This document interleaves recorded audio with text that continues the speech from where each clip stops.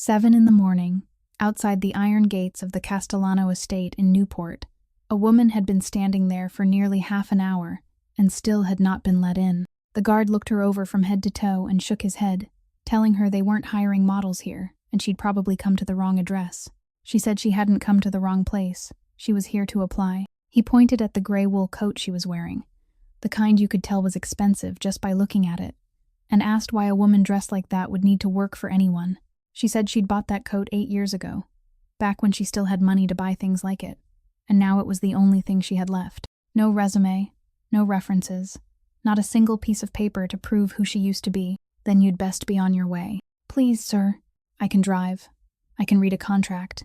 And I can put up with any temper you throw at me. However difficult your employer is, I won't run. Don't turn me away, or you'll regret it. The guard stood quiet for a moment, then reached for his radio. What he didn't know was that this woman had grown up in a house exactly 3 streets away, that her father had once owned the largest boatyard on the bay, and that she had taken an 8-year detour just to come back to the same road, this time through the servants' entrance. What he also didn't know was that behind those gates lived a man who had lost his sight 4 months earlier, a man whose last 9 secretaries had walked out in half a year, and neither of them knew the one thing that mattered most. That the woman waiting at the gate had not come looking for a job at all. She had come looking for a name. Then the gate swung open. If you believe some truths are worth waiting until the very end to hear, leave a like so we know you're here with us. Share this story with someone you think would understand it. And do subscribe, because that gate has just opened. And what waits on the other side will hold you right through to the final word. The gate closed behind her with a hard, dry sound, and she was led around to the rear of the mansion, through the servants' entrance, to a small room with a wooden table and 2 chairs facing one another. The woman seated across the table had hair more than half silver, her back straight, her hands resting on an unopened ledger. I'm Miriam Kessler, the head housekeeper of this house. 30 years now. Sit down. Marin sat. Do you have a resume? No. References? No. Anyone who can vouch for you? Even one name will do. There's no one, ma'am. Miriam nodded slowly, as though those 3 answers were exactly what she had expected. Then give me a reason. One reason why I shouldn't call someone to escort you back outside right now. Because I need this job more than anyone you've ever interviewed. Everyone who comes here says that, but when they're done saying it, they go home. I don't have a home to go back to. Miriam fell silent. She studied the woman sitting in front of her, the way she held herself, her shoulders not drawn inward, her hands not clenched together, her chin not lowered. People who came asking for work didn't sit like that. People asking for work perched on the edge of the chair. This woman sat as though she had once occupied the other side of tables, just like this one. What's your name? Marin. Last name. She hesitated for half a beat. It was a very brief hesitation, so brief that none of the 9 people before her would likely have noticed it. But Miriam Kessler had occupied this chair for 30 years, and she had made a life out of noticing half-beats like that. Whitlock. Miriam lowered her pen. Her hand stopped over the page. Whitlock, she repeated, and something in her voice changed. 20 years ago, I visited a shipyard at the far end of the bay. My former employer had commissioned a boat there. People said there was only one place in this part of the country that could build something like it. And the owner was a tall man who was always wearing a blue sweater and talked to wood more than he talked to people. Marin said nothing. You're Desmond's daughter, aren't you? A long silence settled over the little room. Beyond the window came the sound of footsteps crossing the gravel courtyard. I used to be, Marin said. Now I'm just someone asking for a job. Miriam looked at her for a very long time. Then she opened the ledger, turned several pages, and when she spoke again, her voice had returned to what it had been before, dry and direct. All right, then I'll tell you what you're asking to walk into. This house belongs to the Castellano family. If you grew up in Newport, you know what that name means. And if you don't, then you know now. No one here will ask what you were doing yesterday. And in return, you're not allowed to ask questions about anything you hear inside this house. You hear a name, you forget it. You see someone walk through the door, you forget their face. Can you do that? Yes. Don't answer so quickly. The 9 before you answered just as quickly. 9. In 6 months, the longest lasted 5 weeks. The shortest lasted 3 days. The 9th left at 2 o'clock in the morning without collecting her wages, left her key on the kitchen table, and didn't say a word to anyone. Miriam stopped. This was the place where every applicant asked the same question. Why? Why had they run away? What kind of man was her employer? What happened inside this house? She had heard that question 9 times, and she had answered it 9 times, and all 9 times had ended with a key left behind on the kitchen table. But the woman sitting across from her didn't ask anything. She simply sat there, both hands resting quietly in her lap, and waited for Miriam to continue. Miriam Kessler had lived long enough to understand that people only refrained from asking when they already knew the answer, or when they had nowhere else left to go. She didn't know which kind Marin Whitlock was, and that bothered her. But it also made her curious, and at 62, curiosity had become a rare thing. You're not going to ask me why? You'll tell me if you want me to know. Miriam closed the ledger. 7 o'clock tomorrow morning. Not 7:15, not 7:05, 7 o'clock. Marin stood, and she had nearly reached the door when Miriam called her back. Miss Whitlock, that coat, don't wear it again when you come inside the house. Why? Because there's someone in this house who can recognize it by the sound the fabric makes when it brushes against itself. And I'm telling you this sincerely. Don't give him any more reason to wonder about you than necessary. Marin didn't understand what that meant. It would take her one more day to find out. At 7 o'clock the next morning, Marin was at the gate without the gray wool coat, and Miriam Kessler was already waiting for her in the rear courtyard with a ring of keys in her hand. Where do I start, ma'am? Upstairs or downstairs? What did you say? Cleaning. I'm asking where you want me to start cleaning. Miriam looked at her for a moment, then shook her head, the way someone does when they have just realized that 2 people have been talking about entirely different things. Miss Whitlock, there are 11 people in this house who handle the cleaning. I don't need a 12th. Then what am I supposed to do? You're Mr. Rafael Castellano's personal secretary, and his driver. Marin stood perfectly still. For a moment, she thought she had heard wrong, or that the woman was testing her with some kind of joke whose rules she didn't understand. His personal secretary? You heard me, but yesterday you didn't say anything about that. Yesterday I hadn't decided. Today I have. You're choosing someone who doesn't even have a single piece of identification to be your employer's personal secretary? I'm choosing someone who can read contracts, can drive, and doesn't ask questions she shouldn't ask. You told me all 3 of those things yourself outside the gate yesterday. Do you want to take any of them back now?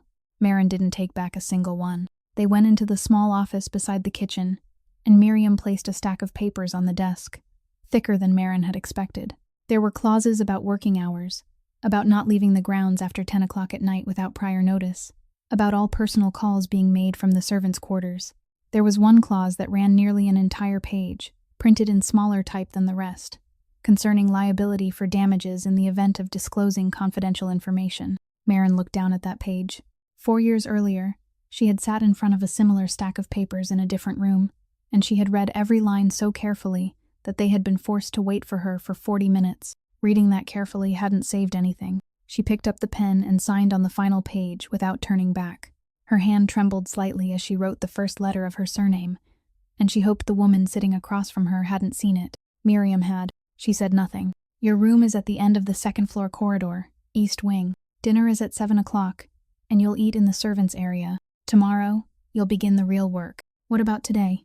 Today you learn the house, and you memorize this. She handed Marin a thin stack of papers fastened together with a metal staple. A list of everyone who works inside the house and on the grounds. Names, duties, year they started, shifts. The master of the house can't see anyone's face. He recognizes people by their voices and by the sound of their footsteps. If you bring the wrong stranger into his room, the consequence won't simply be that you're fired. Do you understand? Marin said she did. She took the papers, and she carried them with her for the rest of that day.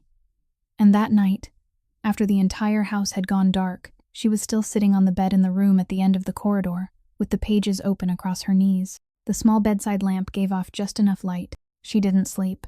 She read from the first page to the last, then started over and read it a second time, more slowly. 38 names. Beside each name was the year that person had begun working for the Castellano family. Some had been there 29 years, some 17, some only 8 months. She reached into her pocket and took out a pencil, the only thing she had brought through the gate into this house besides the clothes she was wearing, and she began circling names. The first was on page 1, the second was on page 2, the third was near the bottom of page 3. She stopped for a very long time at the 4th name, long enough for the pencil tip to touch the paper and lift again, twice, 3 times, before she finally drew the circle all the way around and closed it. 4 names, no more, no less. She folded the pages, turned off the lamp, and lay down in the darkness with her eyes still open. Outside, 3 blocks away, The sea was still moving just as it had 8 years before. 4 months earlier, on a road that followed the bay not far from this place, there had been 4 people who knew exactly where Rafael Castellano's car would pass and at what time. Only 4 people, and one of those 4 had sold that route to someone else. At 6:40 in the morning, Miriam handed her a ring of keys and gave her only one instruction. He doesn't like to be kept waiting, and he doesn't like being questioned. The car was already parked out front, black, low, and polished so clean that a person's reflection could be seen on the hood. Marin slid into the driver's seat, adjusted the mirrors, placed both hands on the steering wheel, and waited. At 5 minutes to 7, the front door opened. The man came out at an even pace, one hand resting lightly along the railing, with an older man walking beside him, not supporting him, merely keeping about half a step away. The older man opened the rear door, and the other man got in, closed it, and said nothing to anyone. Marin turned slightly. "Good morning. I'm Marin Whitlock. Starting today, I'll be your drive." She closed her mouth. She shifted into gear, and the car rolled through the iron gates, away from Newport's stone-paved streets, and turned toward Providence. She glanced into the rearview mirror once, and there she saw him sitting upright, his head tilted slightly back, his eyes closed. She thought he was sleeping. She thought that for the first 4 minutes. In the 5th minute, she noticed the gray car in the center lane. She didn't know where it had come from, but it was there, 4 cars behind them, and when she moved into the right lane, it moved into the right lane too. She slowed to 55 miles an hour. It slowed with her. She accelerated to 70. It matched her speed, still exactly 4 cars back, no closer and no farther away. People didn't drive like that on Route 19 at 7 o'clock in the morning. They only drove like that when they were deliberately maintaining distance. Marin didn't turn around to ask. She didn't say a word.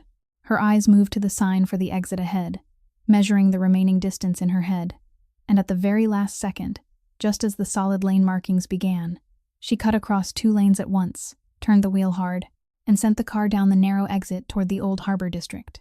The centrifugal force threw the weight of the entire car to one side. Something slid across the rear seat. She didn't slow down.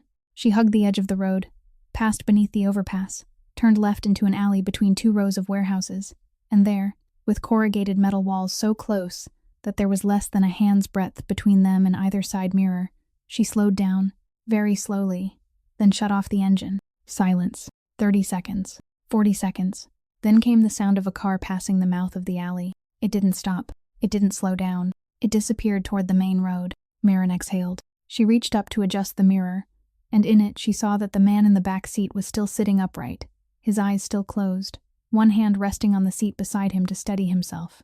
He hadn't fallen. He hadn't panicked. "What did you just do?" His voice was level, no louder than when he had said, "drive," a few minutes earlier, and it was precisely because it remained so level that it was frightening. "A car has been following us since the gas station. Gray, 4-seater, 2 people in front. It stayed exactly 4 cars behind us for 4 miles, and it changed lanes with me 3 times. You're sure? If I'm wrong, then I've just ruined your morning. If I'm right, then we're here now, instead of still being on Route 19. He didn't answer immediately. Somewhere beyond the warehouses, a ship's horn sounded from the harbor. "Who are you?" "I'm your driver. I told you my name at 5 minutes to 7, but you weren't listening." A long silence followed. Then the man in the back seat tilted his head slightly forward, toward the direction of her voice, the small movement of someone accustomed to knowing the world through sound. "Say it again." "Marin Whitlock." "Miss Whitlock, who gave you permission to cut across 2 lanes with someone sitting in the back seat?" "No one. I did the job you're paying me to do. For the past 4 months, every time this car braked harder than usual, the person behind the wheel had turned around to apologize. Every time he asked a question, the person in the driver's seat answered in the soft, careful voice people used when speaking to someone gravely ill. 9 people had sat in that seat, and all 9 had trembled. This woman didn't. Her voice hadn't dropped by so much as half a tone. She had just trapped the 2 of them in an alley between 2 warehouses, and she sat there speaking to him as though she were speaking to a man who was still whole. Rafael Castellano opened his eyes. He couldn't see anything, just as he hadn't been able to for the past 4 months, but he opened them anyway. "Start the engine. Take the harbor road. Don't go back to Route 19. "Yes." "And Miss Whitlock." "Yes. From now on, if you see something, say it. Don't wait for me to ask." She started the engine. As they emerged from the alley, daylight poured through the car windows, and in the rearview mirror, She saw the face of the man sitting behind her in full daylight for the first time.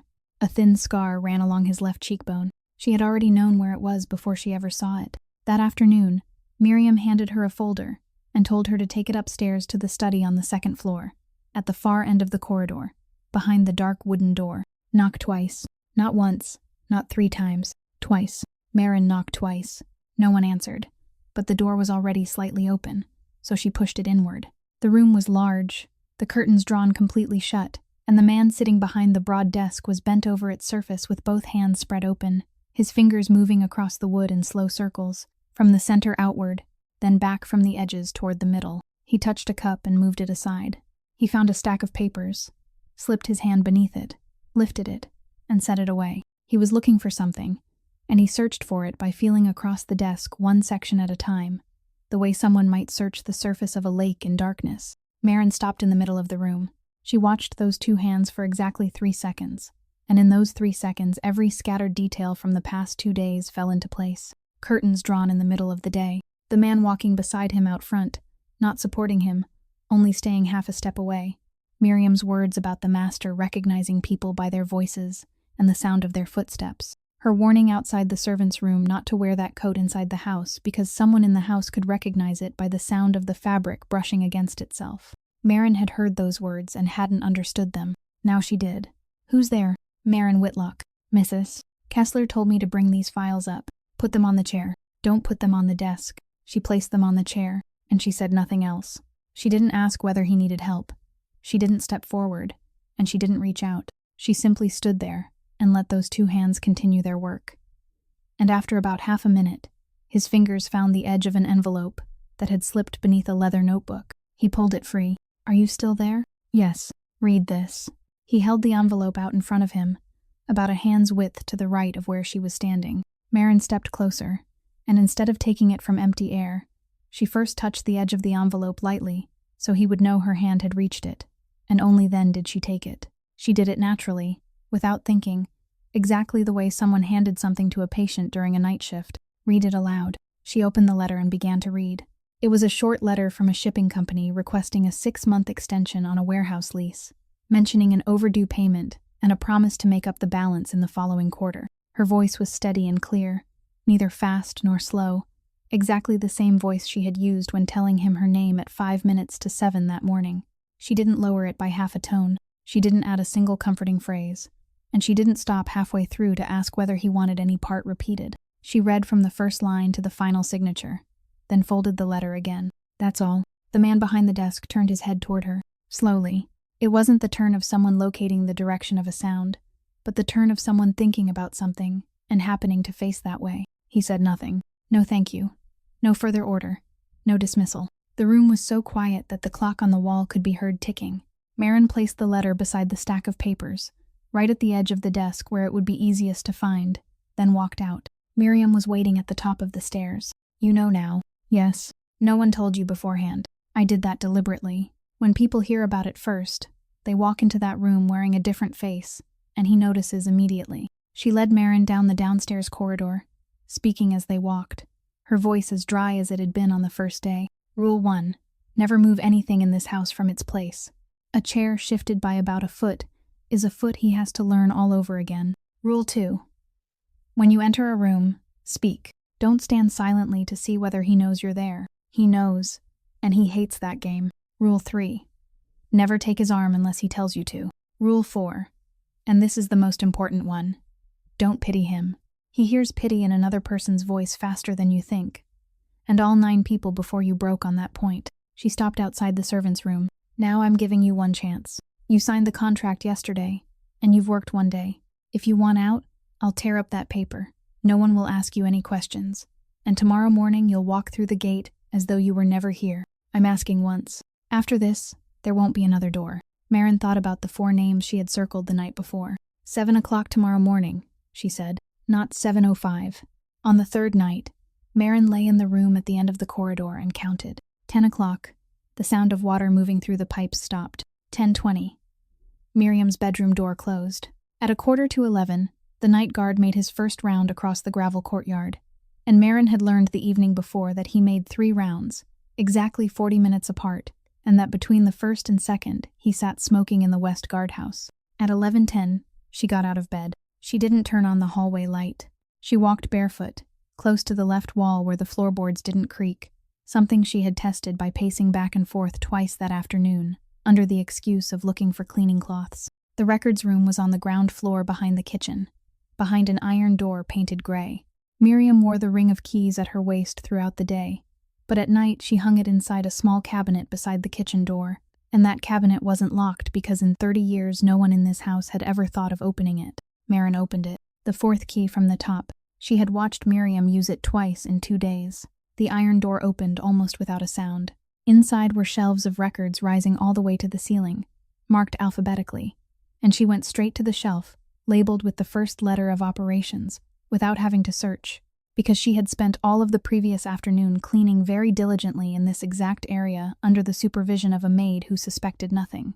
She took down 2 files. The first contained personnel lists and shift assignments for the entire South Marina district, where the Castellano family held an ownership stake. The second was a movement log from 4 months earlier, handwritten, day by day, trip by trip, with departure times, routes, drivers, and accompanying personnel. She wasn't looking for the name of whoever had planned it. She knew for certain it wouldn't be there, because if it were, they would have found that person sometime during the past 4 months, and she wouldn't have needed to stand outside the iron gate at 7 o'clock in the morning asking for work. What she needed was the route, only the route, where the car had started that day, what time it left the gate, where it turned, and whose names appeared on duty that day. She set the file on the floor, knelt beside it, took out her phone, and silenced everything before taking the pictures. Page 1, page 2, page 3. 8 years earlier, in the house 3 blocks from here, she had stood outside her father's study and listened to 2 men talking. The next morning, on the breakfast table, there had been a sheet of paper her father had forgotten to turn face down.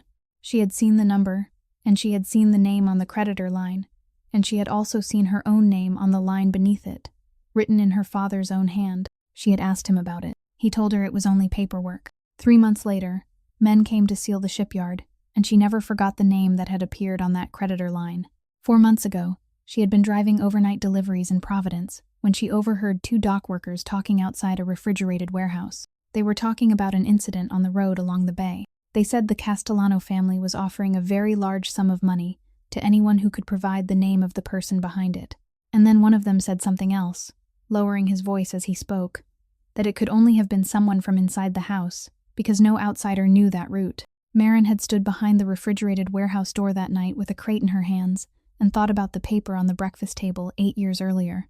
She had suspected something. For 4 months, she had tried not to suspect it. She had told herself that such suspicion was a sin no daughter had the right to commit, and she had lived with that thought for exactly 121 days, until she couldn't bear it anymore and went to that iron gate. She hadn't come to find the mastermind.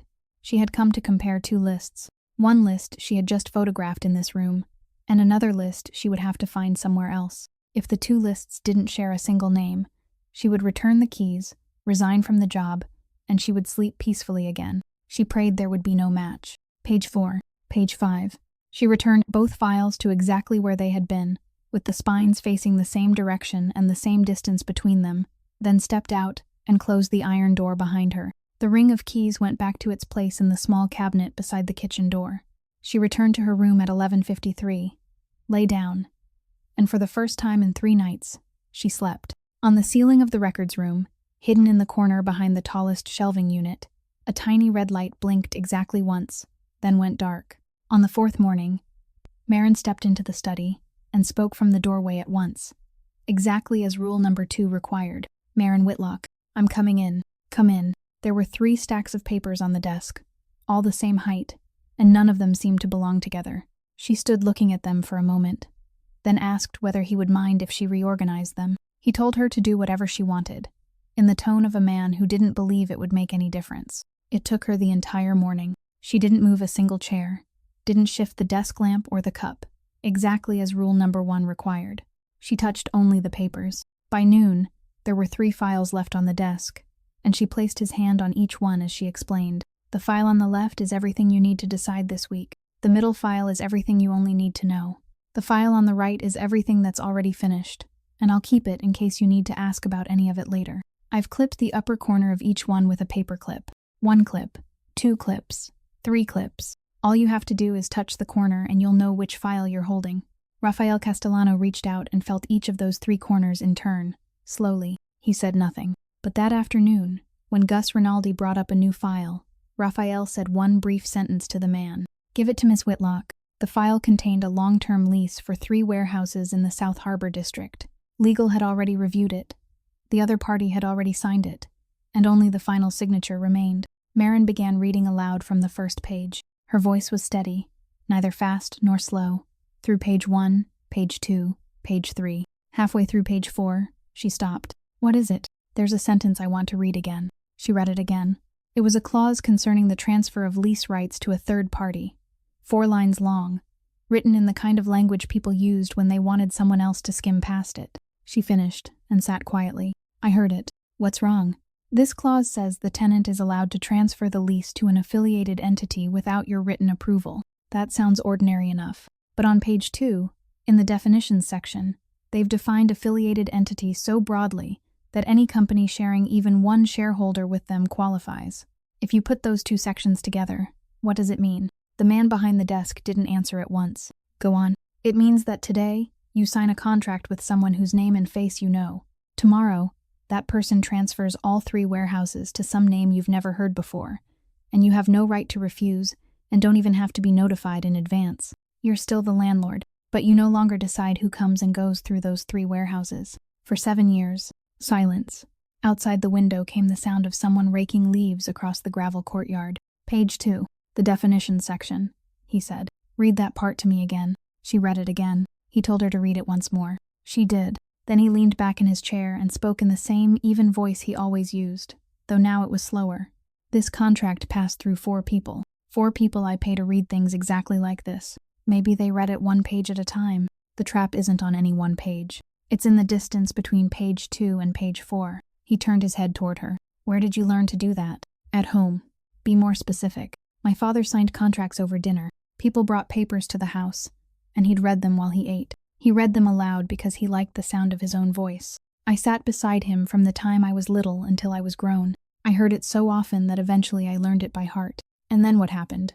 Then one day, he didn't read carefully enough." She said it in exactly the same voice she had used to read those 4 lines of the clause, neither rising nor falling. And then she closed the contract and asked whether he wanted her to draft a rejection letter. He said yes. He told her to keep it short and not give a reason. At 7 o'clock that evening, while Marin was gathering her things to return to the servants' quarters, he called her back. "The outer room. Put a folding bed in there." She stopped in the middle of the room. "I'm supposed to sleep there?" "You heard me. I already have a room on the 2nd floor. How long does it take you to get from there down here?" "About a minute." "A minute is a long time." He didn't explain another word. But Marin had worked enough night shifts in hospitals to understand what he hadn't said. That the most powerful man in Providence, the man who hadn't raised his voice at anyone even once in 4 months, was most afraid of waking in the middle of the night in darkness, calling out, and hearing no one answer. Miriam came up to make the bed with her. She shook out the sheet, pulled the 2 corners smooth, and spoke casually as she worked, almost as though she were talking to herself. 30 years, and he's never let anyone sleep in this room." Marin tucked the corner of the blanket beneath the mattress. "Not even Miss Ashford," Miriam said. It sounded almost tender. At 6:30 the next morning, Marin heard him call from the inner room. "Miss Whitlock, I'm here. Come in." He was standing in front of the mirror, a useless object in that room that no one had yet dared to remove, and around his collar hung a strip of gray silk, both ends loose and untied. "I have a meeting at 9 o'clock. Tie this for me." Marin walked over, stopped about 1 step behind him, and didn't reach out. "You can tie it yourself." "What did you say?" "I said you can tie it yourself. I'll stand here and talk you through every step, and you follow along." "I told you to tie it for me." "Yes, and I'm telling you this is something you can do. Long end in your right hand, short end in your left. Pull the long end down about a hand's length below the short one." There was a silence. Then those 2 hands rose and began to move. "Cross the long end over the short one. Bring it around the back, then bring it across the front again." He wrapped it the wrong way. The knot twisted, thick and bulky, hanging badly to one side. He touched it, knew it was wrong, and yanked the silk from his collar. The fabric hissed through the silent room. "What kind of game are you playing?" "I'm not playing a game. For 4 months, no one has tried anything like this with me. You've been here 4 days. Yes, 4 days. Then who do you think you are, standing there telling me what I have to do? I'm the person you pay to stay beside you, and I'm not going to tie your necktie for you. Why? Because the first day I came into this room, you spent half a minute searching the desk for an envelope, and I was standing right there. I didn't step forward. I didn't ask if you needed help. If I had, I wouldn't still be here now, would I? He didn't answer. You hate being pitied, Marin said. I saw that on the first day, before Mrs. Kessler even had the chance to warn me, so I don't pity you. I treat you the way I'd treat a man who's still whole, and a man who's still whole ties his own necktie. If you want someone else, someone who will stand here and do everything for you and speak to you in that soft little voice, then Mrs. Kessler can find you an 11th person. I can't do that. The silence lasted a long time. Outside came the sound of a car moving over the gravel. Long end in the right hand, he said. Marin exhaled and began again from the start. Long end in the right hand, short end in the left. Pull it down, cross it over, bring it around the back, hold the crossing point with your thumb, don't let go. This time he brought it around the right way, but released too soon and the knot came apart. He cursed very softly. He didn't yank it off this time. He started again. Bring it across the front. Feed the long end up through the loop at your neck, from underneath. That's right. Now bring it down through the loop you just made in front of your chest. Easy. Pull it down. Left hand holds the short end. Right hand pushes the knot upward. The knot slid up, paused, then settled exactly into the hollow of his collar. Rafael Castellano raised a hand and touched it. Even. Tight. Exactly where it belonged. He stood like that for a moment, his hand still resting on the knot, and in the mirror was the image of a man looking at something he couldn't see. Third try, he said. Yes, third try. You're telling me I'll still have to tie it myself tomorrow? Tomorrow you'll get it right on the second try. No one in the house was shouted at that day.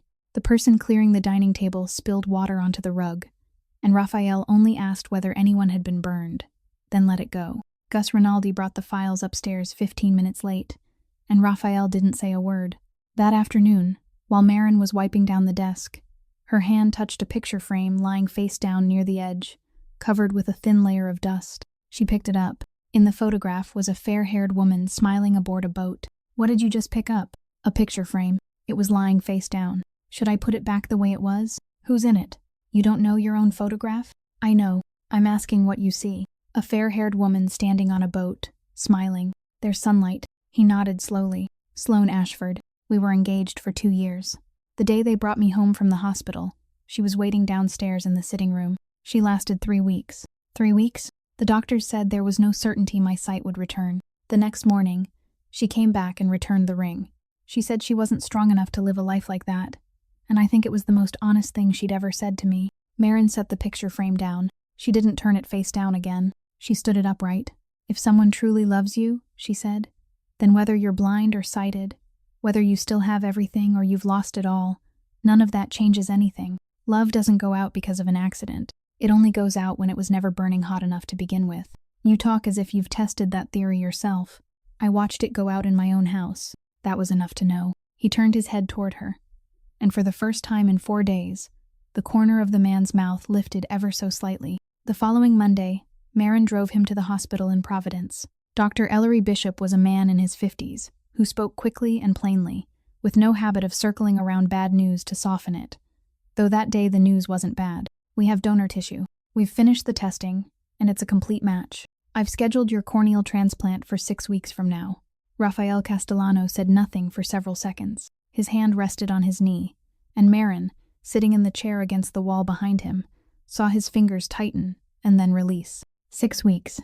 6 weeks. But listen until I'm finished, because this is the part patients tend to ignore and then end up disappointed. A corneal transplant isn't like flipping a switch. After the surgery, your eyes will be bandaged for several days. When the bandages come off, you won't see the way you did before. You'll see light. You'll see blurred shapes, patches of brightness and darkness moving. Some people can distinguish a person from an object on the first day. Some need a week. Your vision clears gradually by the day, not by the hour. How long before I can see a face clearly? That depends on your body. Usually between 5 and 10 days after the bandages come off. Some cases take longer, but eventually, I'll see clearly. If there are no complications, yes. I never make promises to patients, but yours is a case I'm optimistic about. When they stepped into the hallway, Raphael walked more slowly than usual. one hand resting lightly against Marin's sleeve in the way the two of them had grown accustomed to over the past week, not being led, only using her as a point of reference. When they reached the elevator, he stopped. "Miss Whitlock." "Yes." 6 weeks from now, will you still be here?" The question fell between them in the hospital corridor, and Marin didn't answer at once. In her mind, 6 weeks was a very long time. In her mind were 2 lists she hadn't finished comparing, 4 names circled in pencil, and a sheet of paper on a breakfast table 8 years earlier. In 6 weeks, anything could happen. "I will," she said. "Don't say it just to end the conversation." "I'm not saying it to end the conversation. You asked, so I'm answering. 6 weeks from now, I'll still be here." "Good." He stepped into the elevator.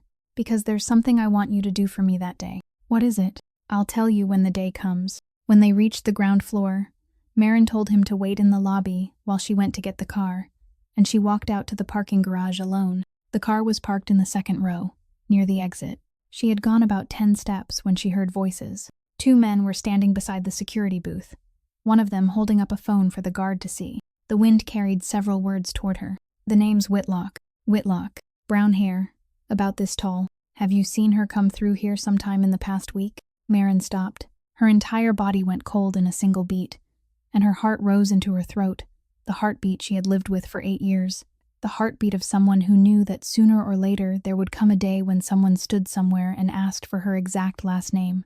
She lowered her face, pulled her collar higher, and turned sharply into the lane between 2 rows of cars, circling an entire long row until she reached the car from the opposite side. She opened the door, got in, and sat perfectly still for half a minute, with both hands on the steering wheel. The security booth was out of sight. She drove around to the hospital entrance, and the man waiting there stepped down from the curb with a hospital security officer walking beside him, got into the back seat, and closed the door. "Let's go." "All right." After they left the hospital grounds, at the first red light, Raphael reached one hand forward between the 2 front seats, palm facing upward. "Give me your hand." She hesitated, then placed her hand in his. He touched her fingers very lightly, and his thumb passed once across the back of her hand. "Your hand is cold." It was windy outside. "There's no wind in the parking garage, Miss Whitlock. It has a roof." The light turned green. A horn sounded from the car behind them. "I left my water bottle in the lobby," Marin said. "I ran back to get it, so I was in a bit of a hurry." That's probably why. It was the first time she had lied to him. She heard her own voice as she said it, and realized it was still even, still clear, neither fast nor slow. Exactly the same voice she used when reading contracts aloud, and that frightened her more than the 2 men standing beside the security booth. Rafael Castellano withdrew his hand, rested it on his knee, and leaned his head back against the seat. He didn't ask another question for the entire drive back to Newport. He only remembered that there hadn't been a single water bottle in the hospital lobby that day. That weekend, something came up at the South Marina, and Gus Rinaldi went inside the operations building to handle it while Rafael Castellano told Marin to take him outside to wait. They sat on a bench near the water's edge. The breeze was light, and the afternoon sun had begun to sink. About 10 minutes later, applause rose from across the bay, followed by a short ship's horn, then a burst of cheering that traveled over the water, clear and bright, breaking into countless little pieces along the way. "What's that?" "The yard across the bay. They're launching a boat. There are children." "Yes." A whole crowd of them, standing on the dock and cheering. That sound was the boat touching the water. He sat quietly, his head tilted slightly toward the sound. "Describe it to me." "Describe what?" "What I'm hearing. Tell me what it looks like." Marin looked across the bay.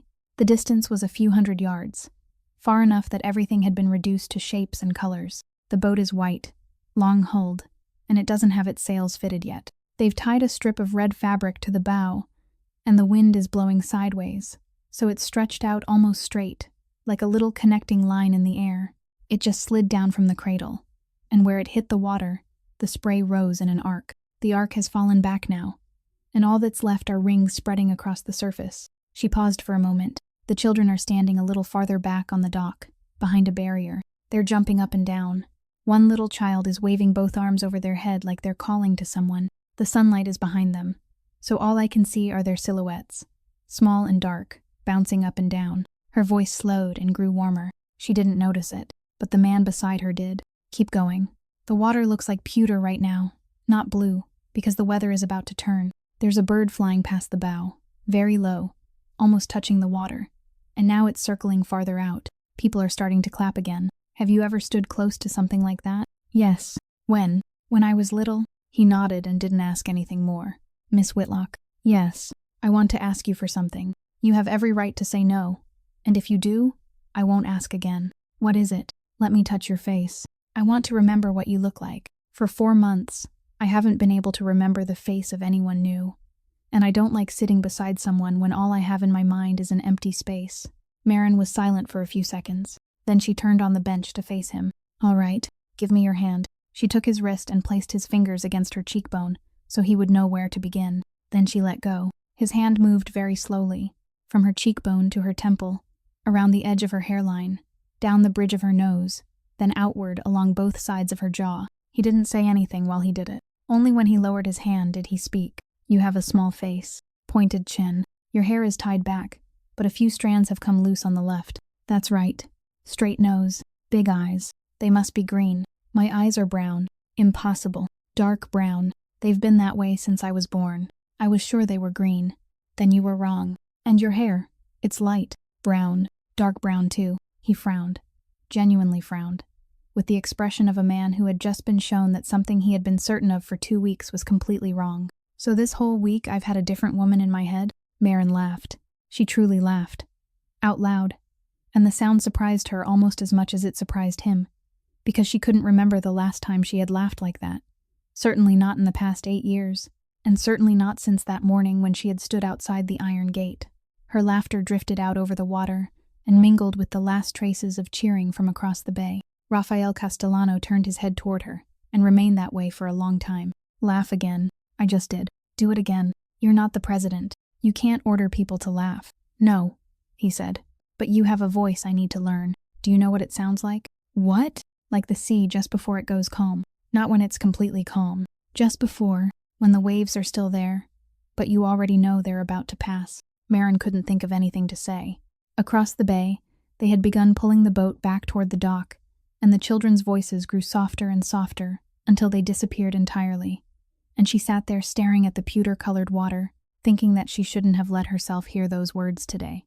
Thursday, 7 o'clock in the evening, at a restaurant on the east side of Providence. Gus Rinaldi sat to Rafael Castellano's left. Marin sat to his right, with the file open across her lap. And across from them were 2 men she had never met. One about 60, who spoke slowly and deliberately, the other younger and carrying a leather briefcase. The deal involved acquiring a partial stake in a logistics company that operated 3 refrigerated shipping routes along the coast, and negotiations had already been underway for 3 weeks before Marin ever came to that house. The 60-year-old man spoke for 15 straight minutes about prospects, cargo volume, and how much goodwill the other side had already shown in preparing the deal. Rafael Castellano listened without interrupting, occasionally giving the smallest nod. Miss Whitlock read me the ownership structure. Marin turned to page 7. She read aloud the list of existing shareholders, their ownership percentages, and the dates of their investments. When she reached the 4th line, she slowed by half a beat. A name abbreviated with 3 letters followed by a Latin word, registered in Delaware, holding 19%. She had seen that exact name only once in her life. 8 years earlier, on a sheet of paper left face up on the breakfast table, on the line identifying the beneficiary of a loan, directly beneath the Doyle family name. She had asked her father that day who they were, and he had told her it was just a company people set up to keep the books tidy, nothing she needed to know about. She finished reading page 7 in the same steady voice she always used. Then she lowered the file onto her lap, slipped one hand beneath the table, and lightly tapped the back of the hand of the man beside her twice. He didn't move. She leaned about a hand's breadth closer to him and whispered 3 words, barely loud enough for him to hear. Walk away now. Rafael Castellano placed both hands on the edge of the table. Gentlemen, he said, I'm out. The 60-year-old man stopped in the middle of a sentence. I'm sorry, I'm withdrawing from this deal. Effective immediately. Mr. Castellano, we've been working together for 3 weeks. Tonight was only supposed to be the signing. Yes, and I'm withdrawing. Is there a problem in the paperwork? Tell us what it is. We can fix anything. There's no problem at all. Then why?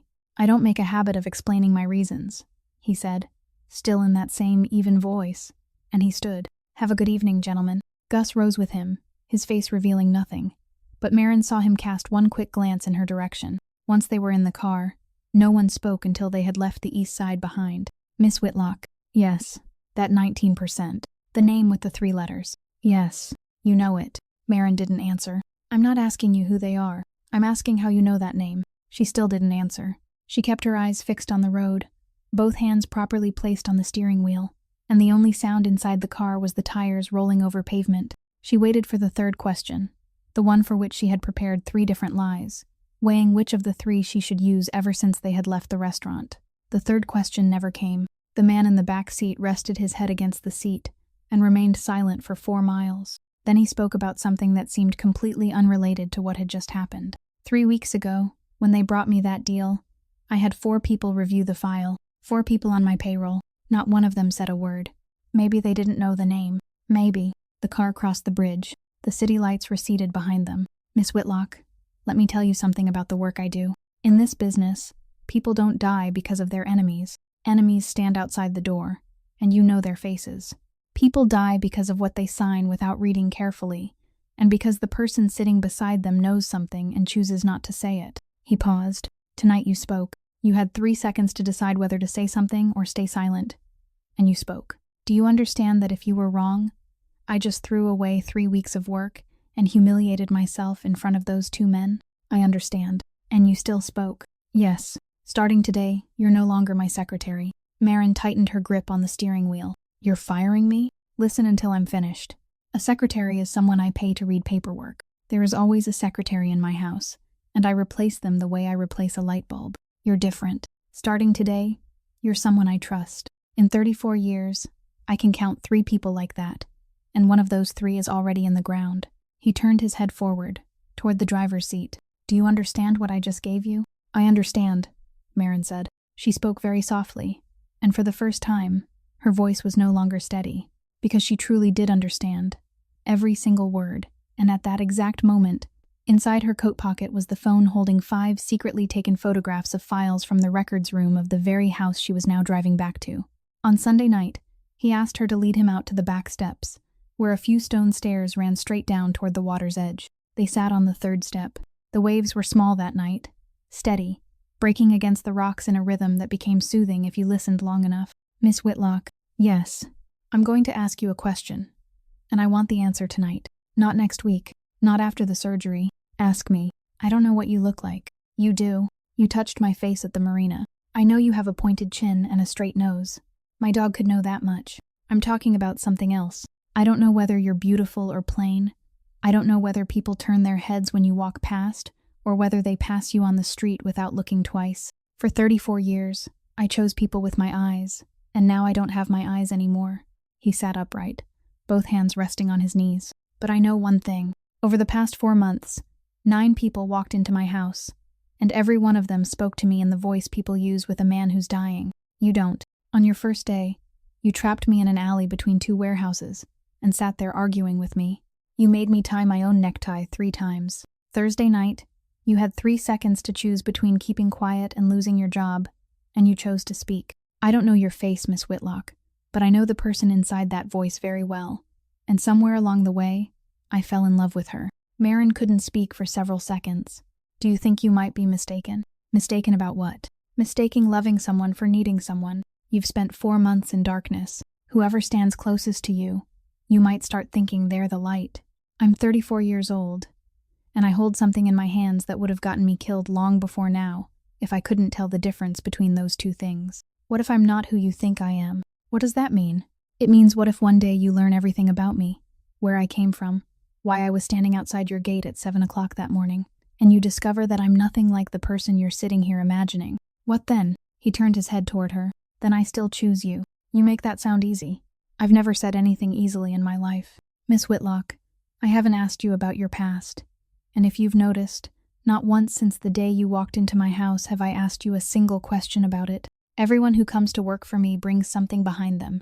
I only care about the person sitting in front of me right now. So answer me. The wave struck the rocks 3 times before she opened her mouth. Yes, Marin said. Yes to what? Yes means yes. Don't make me turn it into a speech. He laughed, a short, rough sound that no one in that house had heard in 4 months. The following Wednesday, they had dinner at a small restaurant on Thames Street. Halfway through the meal, a fair-haired woman stopped beside their table. Rafe. He set down his knife and fork. Sloane, you still come here? I thought you didn't go out anymore. What do you want? Nothing. I was just passing by. Then she turned toward Marin, and she looked at her longer than necessary, the look of someone rummaging through an old drawer in her mind. I know you. Marin said nothing. Now I remember. Whitlock. Your family built boats at the end of the bay. Yes. My God, that's right. I remember you wearing blue at a party at the Ashford house. You stood beside your father the entire evening. Sloane smiled. A very beautiful and very thin smile. Your family used to sit at the same table as mine. Then the table fell apart, and you were the only one who couldn't get back on your feet. At the next table, a knife struck a plate. Rafael Castellano began to turn his head toward her, but Marin placed a hand lightly on his wrist, and he stopped. You're right, Marin said. The table did fall apart. My family lost everything. I left school before I finished, and I worked night shifts for 8 years. You haven't said a single thing that isn't true. She placed her napkin on the table. But I remember something too. The day they brought him home from the hospital, you were waiting in the sitting room. You stayed 3 weeks. Then the doctor said there was no certainty his sight would return. And the next morning you brought the ring back. He told you that? He did. And I've thought about it a great deal. You left because he couldn't see you anymore. You couldn't bear the thought of living with a man who would never again see how beautiful you were. I stayed because I can see him. She lifted her eyes. That's the entire difference between us. Have a good evening.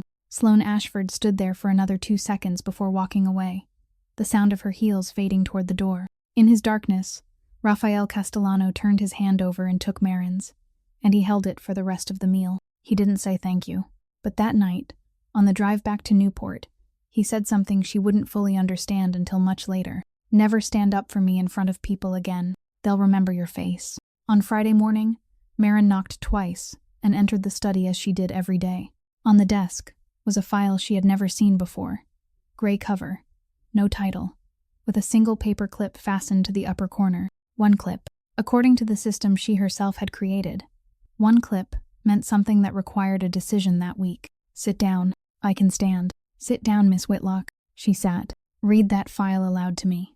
She pulled the folder toward herself and opened it. The first page was typed, and on the very first line was her name, her full name, including her middle name, date of birth, the address of her old house in Newport, 3 blocks from where she was sitting now, her father's name, her mother's name, the date her mother died, the name of the shipyard and the year it was shut down, nursing school, the number of semesters completed, the date she dropped out, 4 years driving an ambulance, 2 years making overnight deliveries in Providence, her younger sister's name and the university where the girl was now in her first year. And on the lower half of the second page was a list of debts in Marin's name, the dates they had been signed, the amounts, and in the creditor column was the name she hadn't been able to forget for 8 years. Marin stopped reading there. Keep going. She turned to page 3. There were no more words. It was a printed photograph, black and white, grainy, taken from a corner near the ceiling. In the photograph, a woman was kneeling on the floor of the records room, a file open in front of her, one hand holding up a phone. In the lower right corner was a date and time stamp. 11:31 at night, on the 3rd day after she had entered this house. What's on page 3, Miss Whitlock? She didn't answer. I'm blind, not deaf. I heard you turn the paper twice. And then you went silent.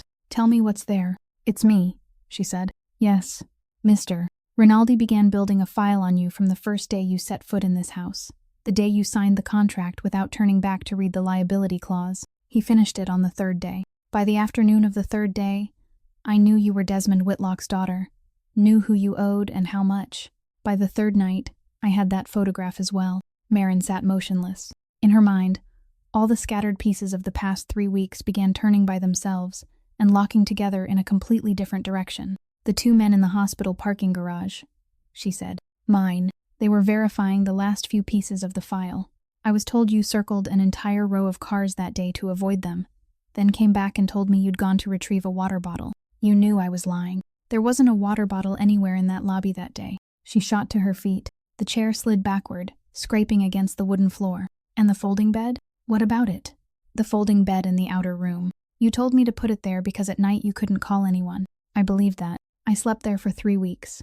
And every night I thought this man was afraid of the dark and couldn't bring himself to say it. You were the only person in this house with a motive to open the records room, he said. I wanted you sleeping 4 steps from my door and an entire hallway away from the exit, 24 hours a day. And Miriam's words that night, spoken casually while she shook out the sheet. 30 years, and he's never let anyone sleep in this room. Not even Miss Ashford. The words Marin had heard as something tender and carried inside her chest for 3 weeks, now fell and shattered into something entirely different. She slammed her hand down on the desk. Were you ever going to tell me? Miss Whitlock, answer me. Was there ever a moment, even once, during these past 3 weeks when you intended to tell me you knew everything? Thursday night at the restaurant, when you told me that in 34 years you could count only 3 people you trusted. Were you keeping this photograph in your desk drawer then? Yes. And Sunday night, out on the steps, when you sat there telling me you hadn't asked about my past, that you didn't care where I came from? I said I hadn't asked. I never said I didn't know. Marin stood there with both hands braced against the edge of the desk, and she felt coldness run down her spine, the cold of someone who had just realized that for 3 weeks she had believed she was the one casting the net, when all along she had been the fish. Then why did you keep me here? By the 3rd day, you knew everything. You could have thrown me out through the gate that very night. Yes. Why didn't you? Rafael Castellano sat very still behind the desk. Then he spoke slowly, one word at a time. Because in 8 years, you're the only person carrying the Whitlock name I've been able to find. And that name owes money to the very family that sent men to block my car on the Bay Road 4 months ago. You're the only thread connecting me to the Doyle family. I kept you because you were useful. He paused. But that was the reason on the 3rd day. I've kept you until today for a different reason. He turned his head toward her. Which reason do you want to hear first? Marin didn't answer that question. She pulled the chair back into place and sat down. And she said something else. Will you let me see the movement log from that day? You already photographed it. I photographed 5 pages. I need the whole file. He called Gus Rinaldi upstairs. Half an hour later, the 3 of them were sitting in the study with the movement log open in the middle of the desk, and Marin read every line aloud while the 2 men listened. That day, the car left Newport at 4:10 in the afternoon. It took the road along the bay instead of Route 19 because the Bay Road had just reopened after repairs and was 11 minutes shorter. The decision to change routes had been made the day before. Who knew about the route change? Marin asked. 4 people, Gus said. Me, Mrs. Kessler, the driver that day, and him. No one else? The person who handled the schedule? Anyone at the marina? No. I chose the route myself and told the other 3 verbally. Nothing was written down. Marin reached into her coat pocket and took out the personnel list she had kept since the first night. She placed it on the desk, opened it, and there were the 4 pencil circles on 4 different pages. Gus Rinaldi looked down at them, then back up at her. When did you circle these? The first night. You'd only been in this house 1 day. Mrs. Kessler told me to memorize the list, so I memorized it. Then I sat down and worked out which of those 38 names could possibly know where a car would be and when it would pass through a certain place. I circled 4. Now you've just told me there really were 4 people, and I want you to look and tell me whether I circled the same 4 names. Gus lowered his eyes to the pages. Then he looked up again and said nothing, and that silence was the answer. Miriam was called in. She remained standing. Marin asked her about a phone call. On the 11th of last month, there was a call to the kitchen landline at 9 o'clock at night. You answered it. You spoke for 4 minutes, then erased it from the call log. Every call in this house is supposed to be recorded in that book. That's your own rule. Miriam Kessler went pale. You went through my records. Yes. What kind of person are you, going through my records? The person sitting here asking you a question, ma'am. Who was on that call? Gus stood up. That's enough. You have no right. Sit down, Gus. Rafael Castellano didn't raise his voice, and the 55-year-old man sat down. Mrs. Kessler, answer her. Miriam stood motionless for a long time. Then she spoke, and for the first time in 30 years, her voice trembled. It was my younger brother. He'd borrowed money from some people. He called to ask me for a loan, and I erased the call because I was ashamed. That's all. Borrowed from whom? A pawn shop in Pawtucket. I have the papers. I paid it off for him last month, and I kept the receipts. I can get them right now. She did. She went upstairs and returned 6 minutes later with an envelope, and inside were 3 receipts, with the correct dates, the correct amounts, and the correct address. Nothing connected in any way to the Doyle name. Then it was Gus's turn. In February, Marin said, you met privately with someone from the Doyle family at a coffee shop on Broad Street. 2 hours. You never reported it. Gus Rinaldi shot to his feet, and this time the chair behind him toppled backward onto the floor, the crack of wood against floorboards echoing through the study. He came around the desk and pointed a finger at her, his face turning red. You've been here 3 weeks. 3 weeks. I carried this boy in my arms before he could walk, I stood beside his father for 20 years. And now you sit there and ask me that question? I'm asking because no one in this house dares ask you.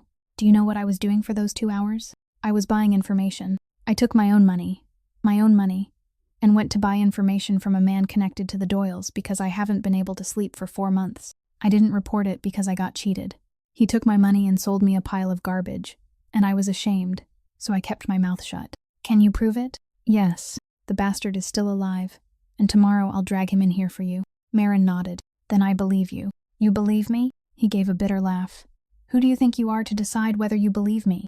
Mr. Rinaldi, all 3 people in this room are under suspicion, including me, especially me. The only difference is that I've already admitted everything I was hiding, and the 2 of you only just did. The driver from that day was brought in that afternoon. He was 57 years old, had retired after the incident, walked with a cane, and spent 40 minutes recounting everything that had happened, without getting a single detail wrong compared with the log. He was the man who had pulled Rafael Castellano out of the car that afternoon. By evening, only 3 people remained in the study. So, it wasn't any of the 4, Gus said. No, Rafael Castellano sat very still, which means that route left this house some other way. Someone saw it. No one had to tell them. The marina, Gus said. The car passed through the marina that afternoon. Anyone working the afternoon shift there could have seen everything. Go through the marina personnel files. Every shift from 4 months ago. I want a list in 3 days. 3 days. 3 days, Gus. Marin sat at the corner of the desk and didn't say a word. Inside her coat pocket, her phone held 5 photographs, and the 4 pencil circles on the pages in front of her had suddenly become meaningless, because the name she had been searching for all these 8 years had never been inside this house at all. It was at the marina, and Gus Rinaldi had just been given 3 days to find it. The next morning was his scheduled follow-up appointment before surgery. Dr. Bishop kept him in the examination room for about half an hour, and Marin went down to the parking garage first to bring the car around to the entrance.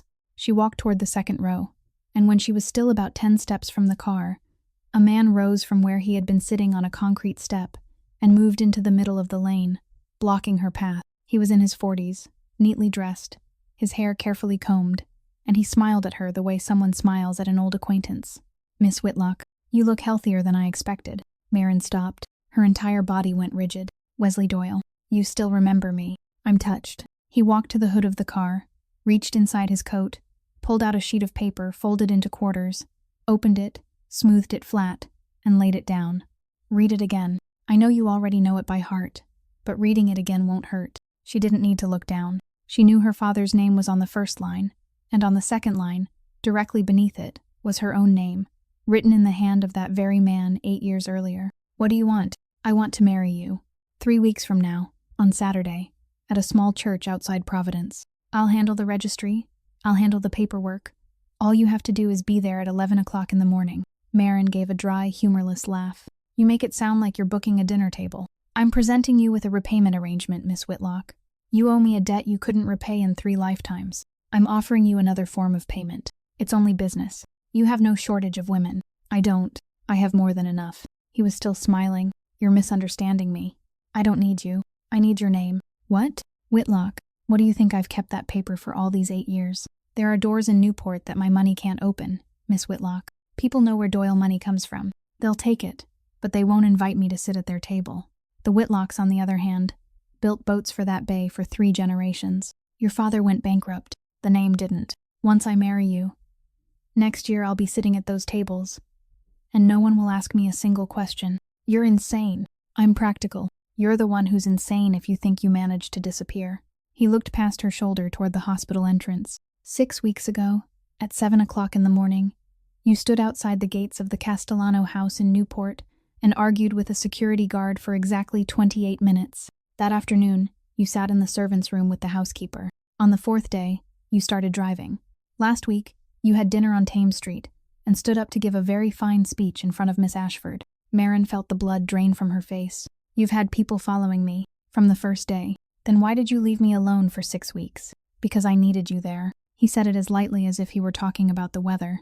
You've done very good work, Miss Whitlock. Better than anyone I could have planted inside. You sleep 4 steps from his room. You read his letters. You hold the keys to his car. I would have been a fool to pull you out too soon. I've never told you a single thing. You didn't need to. I only needed to know where you were and where he went. And now that work is finished, because 3 weeks from now you'll be standing somewhere else. An ambulance siren wailed near the hospital entrance, then faded into the distance. I'm not going, Marin said. I'd rather go to court. I'd rather go to prison over that piece of paper. Fine. He folded the paper again and slipped it into the inside pocket of his coat. By the way, your younger sister is in her first year of college, isn't she? Biology major. North Residence Hall. Marin went completely still. She's a bright girl. It would be a shame if she didn't get to finish. He brushed a speck from his sleeve. And your employer too. Have you ever wondered why he's spent so much money over the past 4 months and still hasn't found anyone? Because there are some things he only learns when I decide I want him to know them. Wesley Doyle stepped back and inclined his head to her with perfect politeness. Saturday, 3 weeks from now, 11 o'clock in the morning. Go home and think about it. But don't think too long, Miss Whitlock, because my patience has limits, and I've already been patient for 8 years. He disappeared toward the stairwell. Marin remained alone between the 2 rows of cars, and she stood there for a very long time, and what was in her mind then wasn't the paper, wasn't Josie, but a number. 3 weeks. 3 weeks from now would be Saturday, the day she would have to surrender herself to settle her father's debt, and tomorrow was Raphael's scheduled surgery. She realized with a tightening in her chest that once the truth of the Bay Road came to light, she could never stay by his side. On the day they removed the bandages from his eyes, she would already be gone. He would open his eyes after 4 months of darkness, and the first person he saw would have to be someone else. On the drive back to Newport that day, Marin said something she had spent 4 miles considering. Tonight I want you to take me somewhere. Where? Anywhere. Somewhere with music. I thought you said we'd wait until I could see. I changed my mind. Why? Because I don't like waiting. That evening they went to a small place on Bowen Street, with barely more than a dozen tables and a piano tucked into the far corner. The pianist was an old man who played from 9 o'clock until midnight, playing songs everyone over 60 seemed to know by heart. Marin ordered dinner for both of them, read the menu aloud to him from beginning to end, including the dishes she knew he would never order, and he listened to every word without interrupting. Close to 10 o'clock, the old man stood up to take a break, leaving the piano empty. Marin looked at it for a while. Do you want to hear me sing? You can sing? No, I'm terrible. When I was little, my mother used to say I had a pleasant speaking voice, but singing was a disaster. Then sing. She stood, walked over to the piano, asked the old man for permission, and sat down on the bench. She only knew how to play one simple melody with her right hand, something she had learned when she was 10 and never continued beyond. She sang an old song, the one her mother used to sing in the kitchen, and she came in off beat on the 3rd line, then missed an entire interval somewhere in the middle, and someone at the last table gave a quiet laugh. Marin kept singing. She finished the whole song, including the high passage she knew she couldn't reach, and she didn't reach it. When she was done, a few customers offered polite applause. She returned to the table, and the man sitting there was laughing. Not the faint lift at the corner of his mouth in the study on the morning with the necktie, not the short, rough laugh on the back steps. He was truly laughing, his shoulders shaking, one hand covering his mouth, the kind of laughter that comes from someone who has held it in for far too long and suddenly can't anymore. A disaster, he said. Your mother was right. You find this that funny? Miss Whitlock, I've been sitting in darkness for 4 months.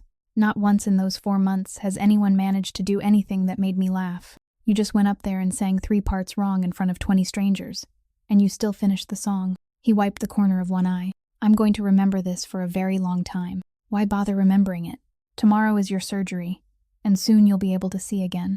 You'll have plenty of better things to remember. No. He held out his hand, and she placed hers in it. Miss Whitlock, the day I open my eyes, this is what I want you to do for me. Stand right there. Don't stand far away.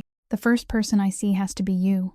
Marin couldn't say anything. She sat there and nodded, then remembered he couldn't see her nod, so she said yes. At 11 o'clock that night, after taking him home, she brought the car back out and drove down to the South Marina. The operations building was locked, but she had been there 4 times in 6 weeks and knew where the spare key was kept.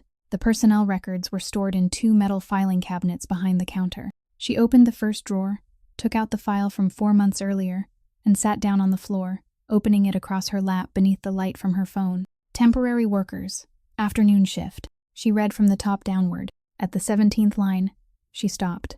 There, written in block letters by whoever had prepared the records, was a name. Desmond Whitlock, 61 years old.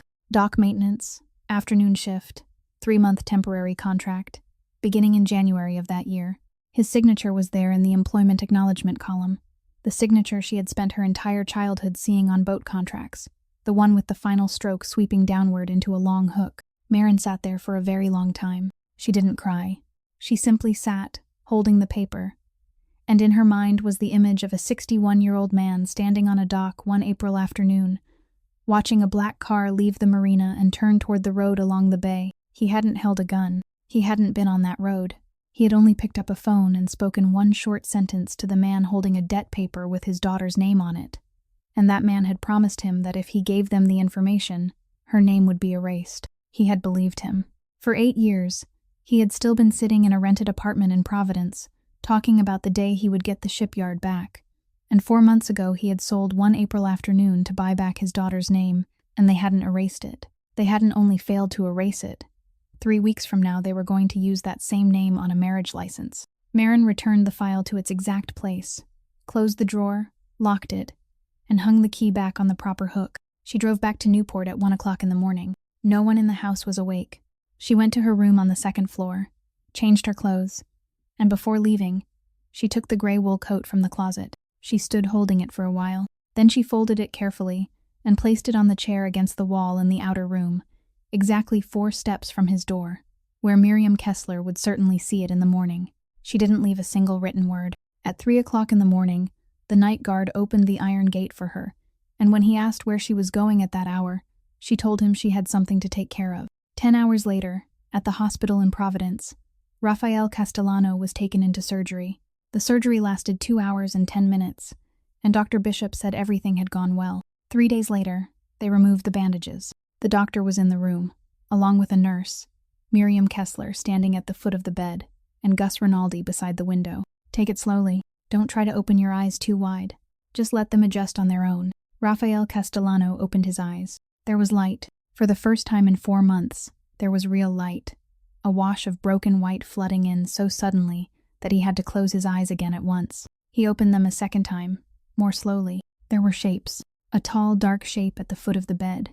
Another dark shape, squarer, to the left near the window. Something bright moved across his field of vision, probably the nurse's hand.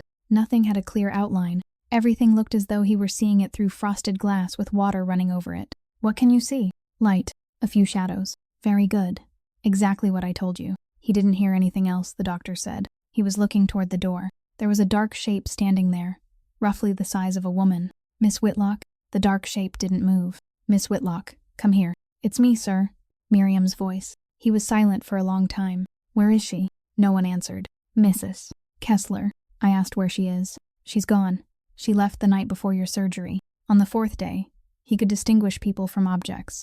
On the 5th day, he could read the room number on a door if he stood 2 steps away. On the 6th day, he saw Gus Rinaldi's face for the first time in 4 months and realized how much older the man had become. On the 7th day, his vision cleared. That morning, Miriam came into the room and placed something carefully folded on the bed. "This was on the chair in the outer room the morning you went in for surgery. I put it away because I didn't want to tell you then." He looked down. It was a gray wool coat, old now, worn at both elbows, the collar more faded than the rest. He had never seen it before, but he had heard it.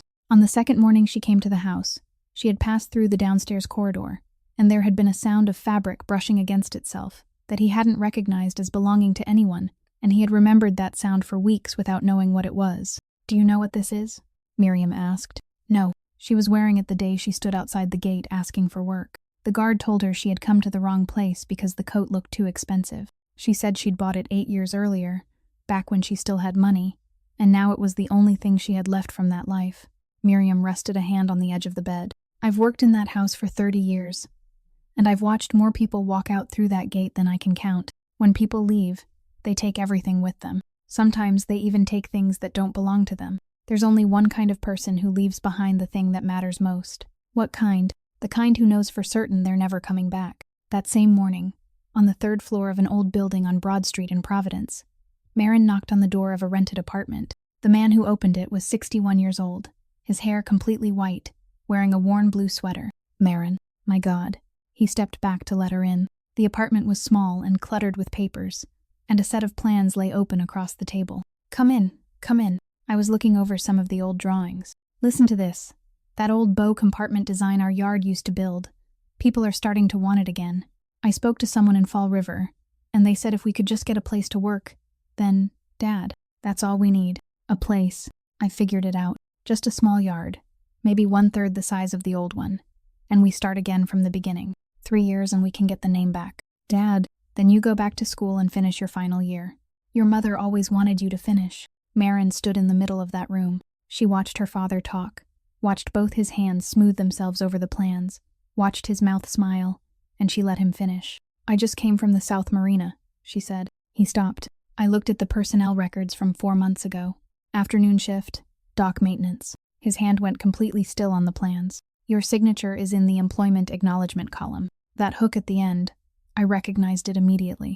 The room stayed silent for a very long time. He didn't deny it. He sat down on the edge of the chair, his hands hanging between his knees. He promised me, he said, his voice turning hoarse. He said all I had to do was tell him which road that car would take. He said he wasn't going to do anything. He only wanted to stop the car and talk. Then he'd erase your name from the paper. Did he erase it? No. In 3 weeks, he's going to marry me. He lifted both hands and covered his face. I didn't know he was going to do that. I swear to you, I didn't know. I believe you didn't know. Marin said it without raising her voice at all. But that doesn't change anything. That man hasn't been able to see anything for 4 months, Dad. He doesn't know his way through his own house. He had to learn how to tie a necktie all over again. You know him? I work for him.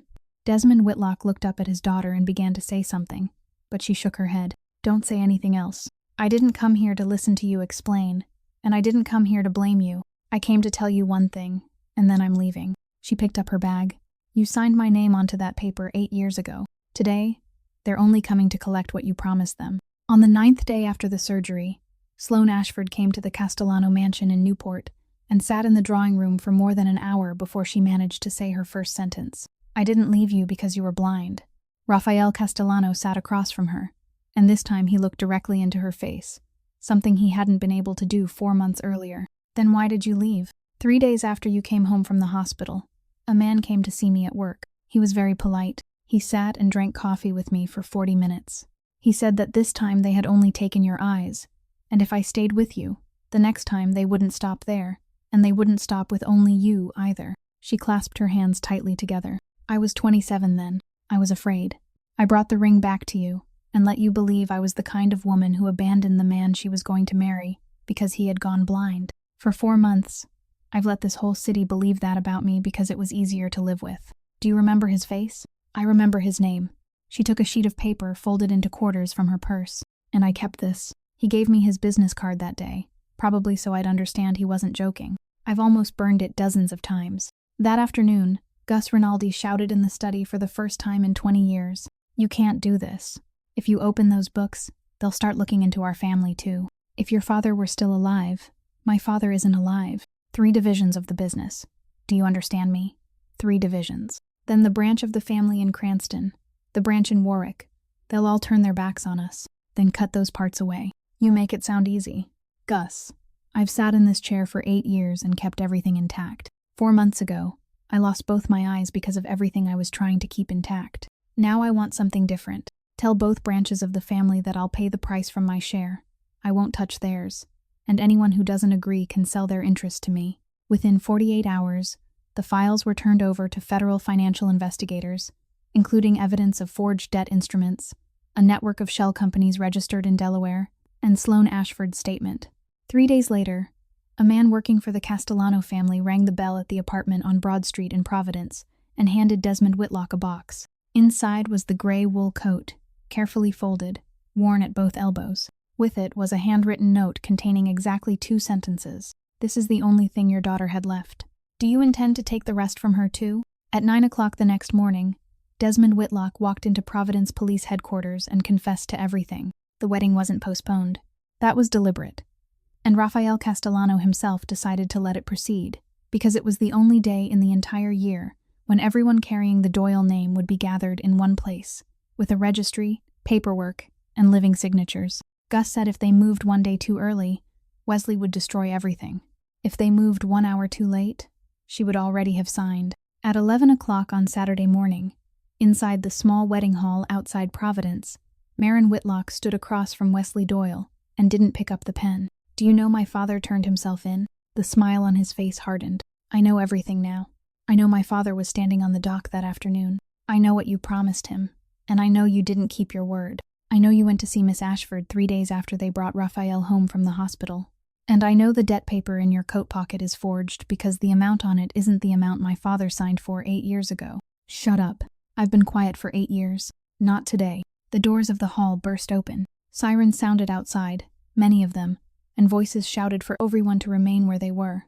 The crowd inside surged toward the side doors, chairs overturned, footsteps pounded across the floor. And in the middle of that wave of people, Marin was knocked down onto the stone steps leading up to the platform. They said she lay there for about half a minute before someone reached her. 6 days later, she opened her eyes in a hospital room in Providence. Someone was sitting beside the bed, unshaven, his eyes still red from the medication drops. He looked at her for a very long time, from her forehead down to her chin, studying her as carefully as someone rereading a letter already known by heart. And then he closed his eyes. Why are you closing your eyes? Because I've been looking at you for 6 days, Rafael Castellano said. But I haven't heard your voice. Keep talking. Say anything. Wesley Doyle was charged with 27 counts. Every debt instrument bearing Marin Whitlock's name was declared invalid because it had been forged. Desmond Whitlock received a prison sentence and wrote his daughter 1 letter every week. 3 weeks later, on the porch overlooking the sea, at the same old stone steps, Raphael went down on 1 knee. I lived 34 years with 2 good eyes and never truly saw anyone. It took 4 months in darkness for me to see you. Marry me. Yes. There's one more thing. That shipyard at the end of the bay. I acquired it when the state auctioned off Doyle's seized assets last week. The deed has already been transferred into your sister's name. Why, Josie? Because if I put it in your name, you'd give it back to me tomorrow.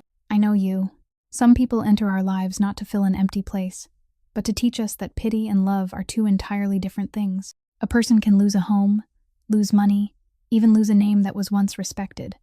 But what no one can take away is the way we choose to treat others when we have nothing left in our hands. Power eventually fades, but kindness remains. And sometimes, a person has to lose the light before they can finally see who has truly been standing beside them. If today's story touched your heart, please subscribe to our channel, leave a like, and share this video so that every day you can have more meaningful stories to listen to. How do you feel about Marin and about that man? And what would you do if you were in her position? Please leave a few lines in the comments because we genuinely want to hear the feelings that come from deep within your hearts. We wish you abundant health, a joyful life, and peace in every day ahead. Goodbye for now, and we look forward to seeing you again in the next video.